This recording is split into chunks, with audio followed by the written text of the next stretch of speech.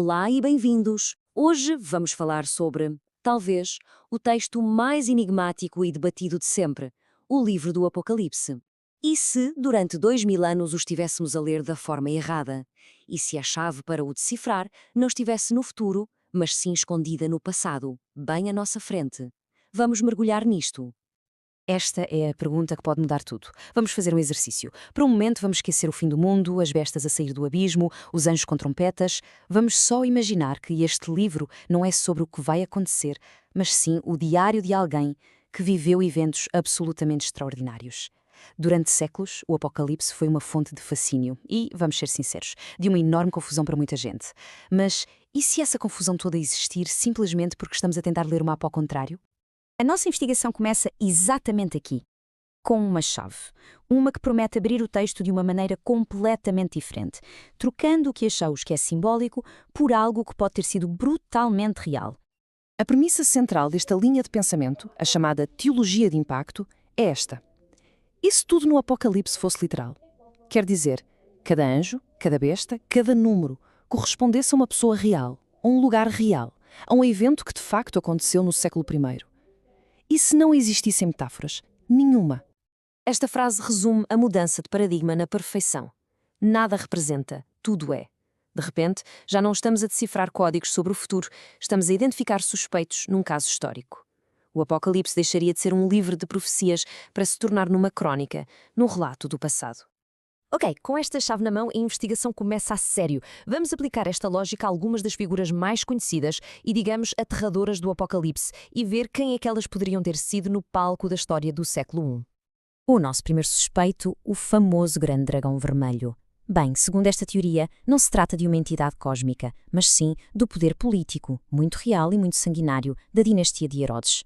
Aquela perseguição do dragão à mulher que deu à luz seria o eco histórico do infame massacre dos inocentes, ordenado por Herodes o Grande. E os números? O Apocalipse está, claro, cheio deles. Peguemos num dos mais famosos, o número 1000, que dá origem à ideia do milénio. E se o significado for muito mais burocrático do que pensamos? Nesta leitura, os 1000 anos não se referem a tempo, referem-se a pessoas. Herodes consagrou literalmente 1000 sacerdotes para o seu novo e grandioso templo. E estes 1000 sacerdotes, a trabalhar em ciclos, criaram um sistema para gerir ritualmente o pecado do povo. A tal prisão de Satanás, então, não seria o aprisionamento de um demónio, mas sim a contenção do pecado através desta gigantesca máquina religiosa e burocrática. E as famosas duas testemunhas. A interpretação tradicional vê-as como símbolos da Igreja ou dos testamentos, mas a teologia de impacto aponta para duas mulheres de carne e osso, Maria, a mãe de Jesus, e Isabel, a mãe de João Batista. Os filhos delas representavam uma linhagem messiânica, uma ameaça direta e muito real ao poder de Herodes. Agora, o livro menciona o período de 1260 dias 2 vezes, e isto é absolutamente crucial.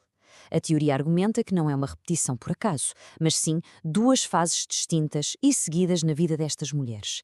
A primeira fase, um período de fuga, de proteção no deserto. A segunda, um período de testemunho público, de confronto direto com o poder. Portanto, primeiro a proteção, depois a proclamação. Tudo isto leva-nos à pergunta central, não é? Se estes eventos são históricos e as personagens são pessoas reais, então quem foi a testemunha ocular? Quem é que poderia ter escrito este relato tão detalhado? A resposta, de acordo com esta teoria, está escondida num único nome, que encontramos lá no capítulo 9 do Apocalipse, Apollyon, o chamado Anjo do Abismo. Tradicionalmente, Apollyon é visto como um demónio, mas lembrem-se da nossa chave, nada é simbólico. Tudo é literal. Nesta leitura, o abismo não é o inferno, é um lugar bem real, a terrível fortaleza de Maqueiro. E os 5 meses de tormento não são um tempo simbólico, são a duração literal da prisão de um homem. E Apollyon, o destruidor, é João Batista. Esta é talvez a afirmação mais radical de todas. O autor do Apocalipse seria o próprio João Batista. E os gafanhotos que saem do abismo para atormentar os homens seriam os seus discípulos que continuaram a sua mensagem de revolta durante os 5 meses da sua prisão, a espalhar o caos no sistema de Herodes. E aqui, de repente, as peças do puzzle parecem encaixar. João Batista não seria apenas mais uma personagem no livro. Ele seria o autor. O Apocalipse torna-se na sua autobiografia, a perseguição que a sua família sofreu, a sua prisão no abismo de Máquero e a visão que ele terá recebido em Patmos já depois da sua execução, onde registou a história que ele mesmo viveu. Então, o que é que acontece quando aplicamos esta chave a todo o livro? Vamos ver como esta perspectiva transforma completamente a nossa leitura do Apocalipse, movendo-o do reino da profecia para o da história pura e dura. De repente, até os 3 grandes ais do Apocalipse parecem seguir um padrão histórico claro. O primeiro ai, o terror de Herodes o Grande e o massacre dos inocentes. O segundo ai, a perseguição de Herodes Antipas, que prendeu João e que, segundo a teoria, executou as 2 testemunhas, Maria e Isabel. E o terceiro ai, a perseguição de Herodes Agripa contra a Igreja primitiva. A correspondência é, no mínimo, impressionante. O resultado final é este.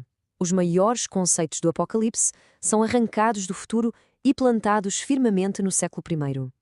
A besta, não o futuro ditador, mas a máquina política dos Herodes. O juízo final, não um evento cósmico no fim dos tempos, mas o que aconteceu no cruz. E a nova criação, não um céu distante pelo qual esperamos, mas uma realidade espiritual que começou há 2000 anos.